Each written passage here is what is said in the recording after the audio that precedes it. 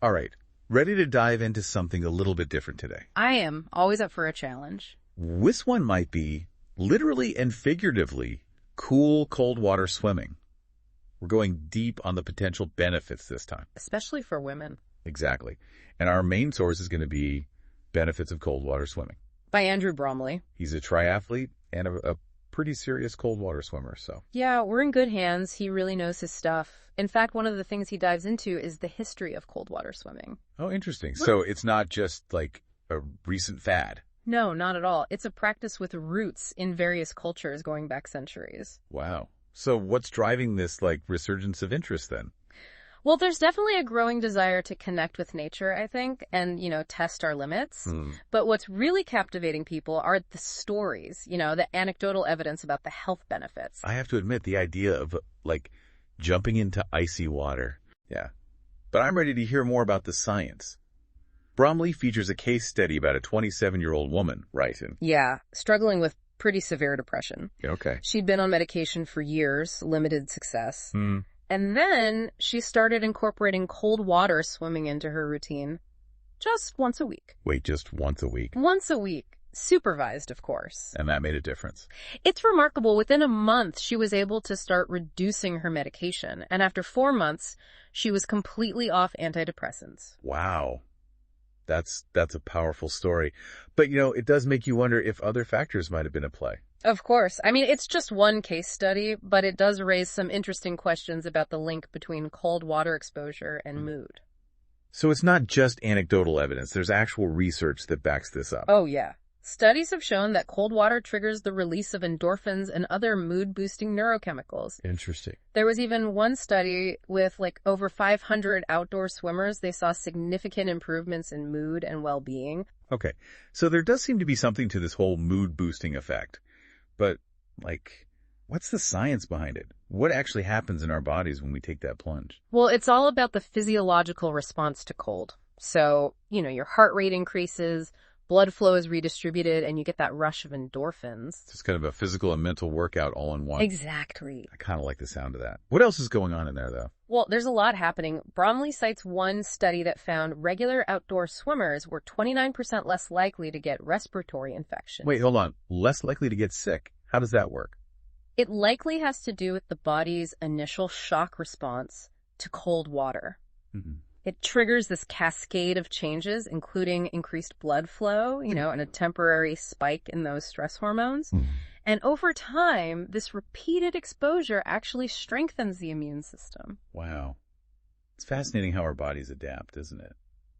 The book also goes into something called cold shock proteins, specifically one called RBM3. Yeah, RBM3, it's fascinating. It's being studied for its neuroprotective properties. Think of it like a cellular repair crew for your brain. A repair crew. Okay, now I'm really intrigued. How does that work? Well, studies show that cold exposure can increase the production of RBM3. And what's particularly interesting is that RBM3 might play a role in protecting against neurodegenerative diseases like Alzheimer's. So are we saying a cold swim could actually help prevent Alzheimer's? Well, it's early. More research is definitely needed. Okay. But the possibilities are definitely intriguing. Yeah, definitely. This is all pretty mind-blowing.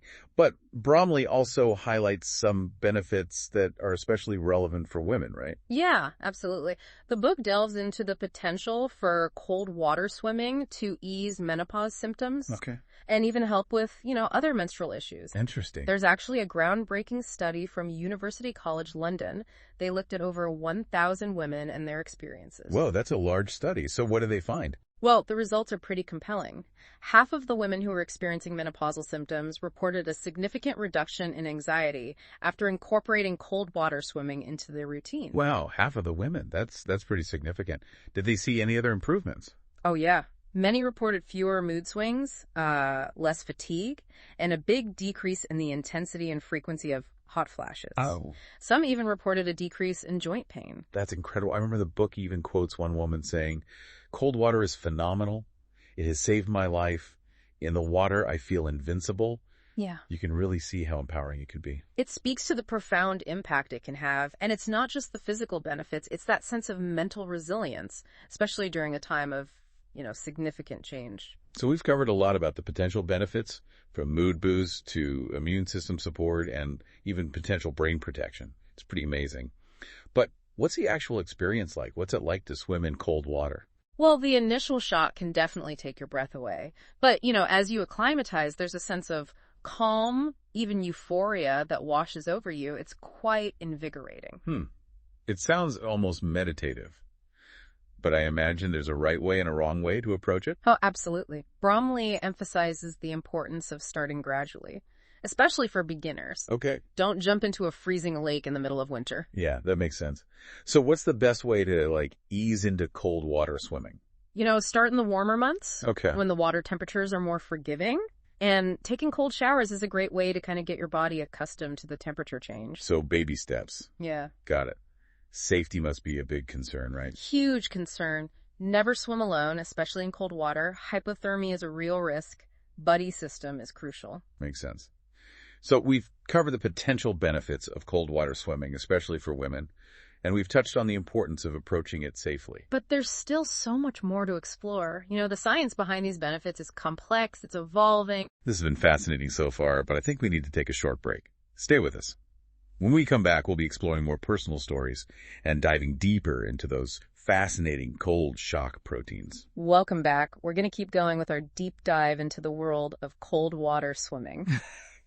One thing that really stuck with me from the first part of our conversation was just how powerful those personal stories were. Yeah, they add such a human element to the science. It makes the research much more relatable, I think. Yeah, like that woman who said cold water swimming saved her life.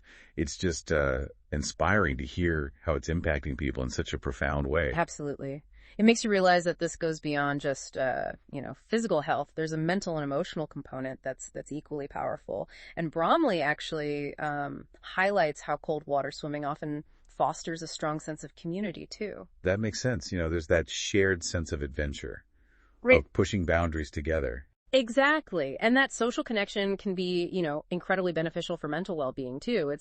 It's about more than just the cold water. It's about the shared experience and that support system. It really seems like there are layers upon layers to the benefits. Speaking of which, let's get back to those cold shock proteins. You mentioned RBM3 and how it could play a role in protecting the brain. Right. Yeah. RBM3, it's like a first responder for your brain cells. It helps them cope with stress and damage. And what's fascinating is that cold exposure can actually trigger the production of more RBM3. So our bodies are naturally equipped to handle cold stress. Mm. And that process could have long-term benefits for brain health. That's what the research suggests, yeah. But it's important to note that, we're still in the early stages of understanding this, but the implications are huge. I mean, if something as simple as cold water swimming could help protect against neurodegenerative diseases, that's a game changer. It really is. Bromley specifically mentions a 2015 study from the University of Cambridge. Researchers found that exposing mice with neurodegenerative diseases to cold temperatures increased their RBM3 levels, and it led to improvements in cognitive function. I know it's just one study, but, the results are pretty promising. They are, and it opens up so many questions for future research, like, what if we could harness this natural process to develop new therapies? It's pretty exciting to think about. Absolutely. Okay, before we get too carried away with the future of brain science, let's bring it back to cold water swimming. The book delves into some fascinating benefits for women, especially regarding menopause. Right. This is where cold water swimming is showing a lot of promise. Remember that University College London study we talked about? It specifically focused on how cold water immersion affected menopausal symptoms. The one with over 1,000 women, yeah. And the findings were pretty impressive, weren't they? They were. Half of the women reported a reduction in anxiety, and many others saw improvements in, mood swings, hot flashes, and even low mood. Some women even described feeling more energized and less fatigued, which is huge when you consider how common those symptoms are during menopause. Right. And what's interesting is that, the cooling effect of cold water could potentially help regulate body temperature, which might explain the relief from hot flashes. And there's also the possibility that, cold water exposure could impact hormone levels, although more research is needed in that area. So while we don't have all the answers yet, it seems like cold water swimming could be a valuable tool for women going through menopause. Absolutely. And it's important to remember that, it's not just about symptom relief. Many women in the study talked about how cold water swimming empowered them, made them feel more connected to their bodies. That's a really important point. There's a psychological benefit that goes hand in hand with the physical one. Okay, so we've covered a lot of positive things about cold water swimming, but let's be realistic. Are there any risks involved? Of course. Like any activity that pushes your body outside of its comfort zone, there are inherent risks associated with cold water swimming. Hypothermia comes to mind, That's always a concern with cold water. Yeah, you're absolutely right. Hypothermia is a serious risk, especially if you're not properly prepared or if you stay in the water too long. Bromley emphasizes the importance of acclimatizing gradually. Don't just jump into a freezing lake on a whim. Start in warmer water and gradually decrease the temperature as your body adapts. So start slow and listen to your body. What are some signs that someone's body is struggling to stay warm? Shivering uncontrollably. That's a big one. Also feeling disoriented or experiencing any numbness or tingling in your extremities. Those are all signs that you need to get out of the water immediately. Safety first. And speaking of safety, how important is it to, swim with a buddy? It's absolutely essential, especially when swimming in cold water. Having someone there to help if you get into trouble, could be life-saving. Okay, so we covered the risks, the importance of being prepared. But what about accessibility? Do you need, special equipment or training to get started with cold water swimming? You don't need to be a triathlete to enjoy cold water swimming, but you do need to be prepared. A wetsuit is highly recommended, especially in colder temperatures. It helps insulate your body and prevent heat loss. So a wetsuit, a buddy, and a healthy dose of caution. Got it. What about finding a good spot to swim? Any tips there? Lakes, rivers, even the ocean can be great options, but it's crucial to choose a location that's safe for swimming. So, check for water quality, currents, and any potential hazards. Always err on the side of caution. Do your research, find a safe spot, gear up, and grab a buddy. Mm-hmm. But let's be honest, not everyone is going to be comfortable jumping into, freezing water. Is there a way to get some of the benefits of cold exposure without actually, swimming? Absolutely. Cold showers are a fantastic alternative. They offer many of the same physiological benefits as cold water swimming, but in a more controlled environment. So if you're not ready to take the plunge into a lake or the ocean, you can just start with a cold shower and see how you feel. Exactly. Even a few minutes of cold exposure can make a difference, and you can gradually increase the duration as you become more comfortable.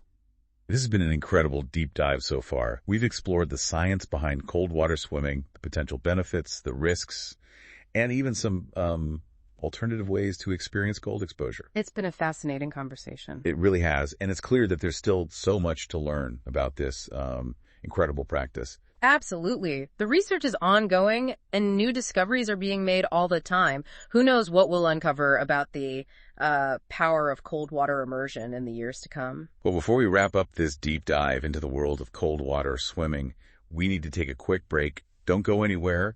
When we come back, we'll be sharing some final thoughts and leaving you with something to ponder. Okay, we're back and ready to wrap up our deep dive into the world of cold water swimming. Feels like we've been through a lot, right? We have, from personal stories of transformation to the science behind cold shock proteins and how they might protect our brains. It's incredible. Yeah, and what makes it even more exciting is that we're really just scratching the surface. There's so much more to learn about cold water immersion. Okay, so big question. After diving deep into all of this, should everyone be jumping into freezing lakes? Well, that's the million-dollar question, isn't it? I'd say the answer is, it depends. Cold water swimming isn't a one-size-fits-all solution. It's not for everyone. But the research is really compelling. And it suggests that it could offer some real benefits, physical and mental, especially for women. We've talked about this, but it's worth repeating. Approach it safely. Listen to your body. Starting slow and getting used to those colder temperatures over time seems really key. Absolutely. And never swim alone. That buddy system is crucial. Plus, it's always more fun to share the experience. It makes you wonder, if something as simple as cold water can have this much impact on our well-being, what other things are out there just waiting to be discovered? That's a great point, and a great question to leave our listeners with. If you're intrigued by what we've talked about today, do your research, maybe talk to your doctor and see if cold water swimming might be right for you. Sounds like good advice to me. Well, that about wraps up this deep dive into the world of cold water swimming. It's been a pleasure. Likewise. Thanks for joining us.